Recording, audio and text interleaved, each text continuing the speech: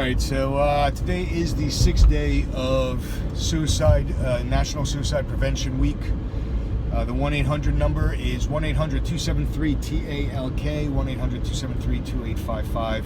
If you are having depression, suicidal thoughts, just needing to talk to somebody, ultimately try to talk to anybody, somebody who's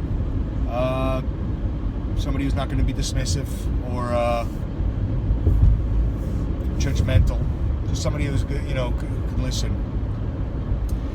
So today's number 6 day is discussing different types of suicide acts, and I would have to say that, and this is where it gets into a moral and ethical place, because for me, I don't believe that suicide should be illegal. I don't believe that. I do believe in euthanasia. I believe in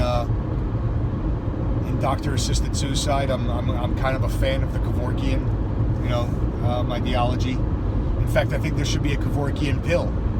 You get a couple of doctor's notices and maybe next of kin and also family representatives, and you take a Kevorkian, and it's like a time release. The first one gets you feeling amazingly happy, and then the second one puts you to sleep, and the third one does the job. Now, every Kevorkian should probably come with an anti-Kevorkian, because, when you are feeling amazing, that first third, where you just feel feeling so amazingly happy about life, about everything, if you want to de-Kevorkian, there's the antidote right there. So you just fall asleep, and then it doesn't do the job. Because the way I look at it is, it doesn't matter how happy those fleeting moments are for people who live with chronic pain. Like I'm talking about chronic pain, or where they are just hospice care, or whatever it is, where they're just done. They don't want to get cancer treatments, whatever their reasons are. They're just done. The problem with this Kevorkian idea is, of course, once it goes to the market, people are crazy, and they're going to probably take the Kevorkian just for the high, and then un-Kevorkian, and then who knows what amount of damage that does. But any decent idea is, of course, perverted and bastardized by, people of extremities and addicts and things like that. But it does bring me to the point of, I have no problems with people wanting to say, okay, I'm done. I have a party. It's their own freedom, right? I mean, I already talked about, the variations, selfish, selfless. I'm not a big fan of, messing a lot of people's days up. I'm not a fan of murder-suicide, like taking a bunch of people out because you're having a shitty freaking week, month, year, decade, whatever. There is no foolproof way. You can look it up, statistics online. People have survived even gunshots. And then you're really in bad shape, right? You survive a gunshot attempt, now you're screwed. A lot of those football players, I'll tell you, they want to save their brain. So they shoot themselves in the heart, which I think is just far more... that's just amazingly cognitive. Very well thought out. How am I going to fault that? I'll tell you, I still am, like Hunter Thompson fan. And when I found out that he killed himself, I was initially shocked until I got more details as to how it was done. And then you realize people want to live on their own terms, by their own set of convictions. And people should understand that and respect that. Do it. I'm not talking about if you're just feeling depressed, like somebody hurt your feelings, or somebody online is telling you to go kill yourself. Shut up. Don't listen to that person. I mean, don't even listen to me. But why are you listening to that schmuck? Telling you to kill yourself. Really? What'd you do? You wore some kind of outfit? You praised some kind of CD? I mean, put it in perspective.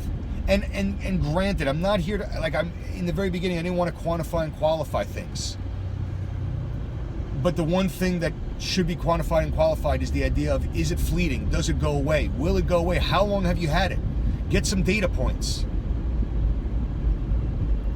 Because even at my worst, when life happens, circumstances happen, even fairly recently, up until about maybe a year and a half or so, I don't know, winter of 2018, that's fairly recent, a year and a half ago, things happened, situations occurred,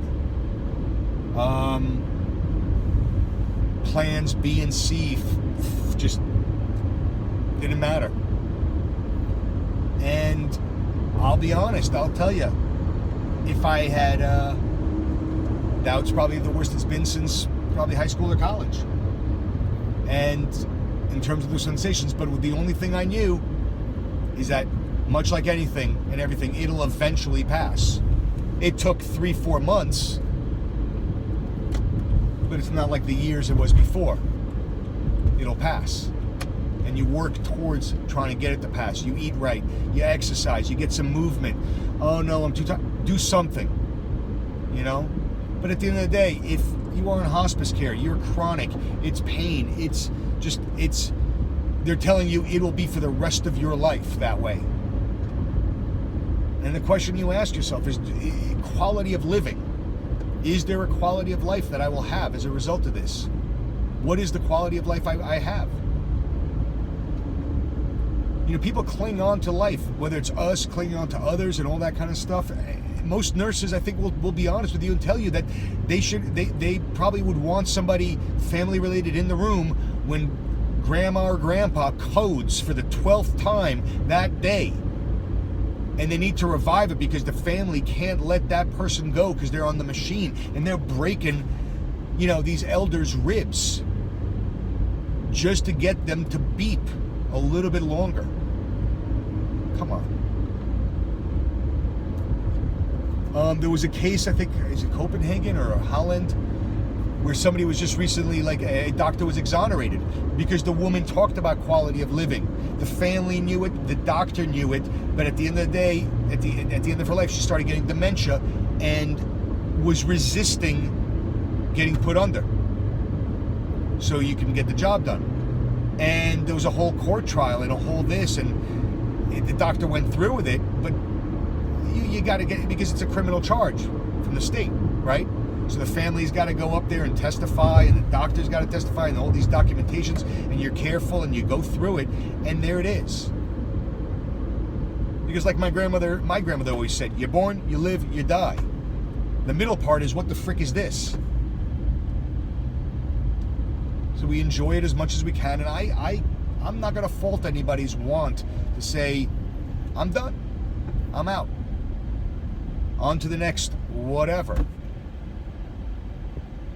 If whatever loved ones are left understand that aspect about that person, where they know it's not coming out of a depression, where they know it's not coming out of a manic episode, where they know it's not coming out of just some bipolar swings or some borderline extremity, where it's coming out of a place where it's not just not to not deal with this world, but I have lived, now I'm done. There's the choice. There's the acceptance of it. The acceptance of the inevitable. Because it is coming, right? Everybody knows this, right? It is coming, whether you like it or not. I mean, from the moment we're born, that's the inevitability. But don't cut it off short. I mean, let me throw the number at you again, 1-800-273-8255, 1-800-273-TALK. But I just wanted to be clear about my personal ethical, moral value about it, which I hadn't talked about the whole time. It did social, political, economic suicide. Some people on the economic, I forgot to mention it yesterday, they'll hire somebody to kill them so it's not a suicide, so that insurance will pay out. Because they want to make sure that their family's cared for.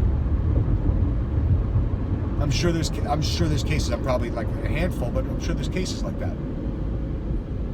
You trust somebody to do the job, it's done. It's when we hold on that's a lot of the suffering occurs. and then we want the suffering to, whatever, to go away, so we numb ourselves out, or we go to hyper arousal.